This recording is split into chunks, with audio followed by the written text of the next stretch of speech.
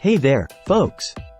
Welcome back to Product Critique, the channel where we dive deep into the latest gadgets to give you the lowdown on whether they're worth your hard-earned cash. Today, we've got a little something special for all you gaming enthusiasts out there: the Keychron M4 4K mouse. Let's see if this tiny powerhouse lives up to the hype.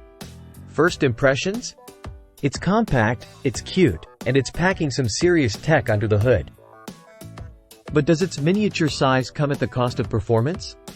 Let's find out. Design-wise, the Keychron M4 4K doesn't disappoint. With its sturdy plastic chassis and available in matte black or white options, this mouse feels solid in the hand. Despite its small size, it's surprisingly comfortable to hold for extended gaming sessions. One thing that caught my attention is the gaming-grade 4K sensor packed into this tiny package. With support for up to 26K DPI, 4000 Hz polling, and 650 IPS tracking, this mouse means business when it comes to precision and responsiveness. Speaking of gaming, let's talk performance.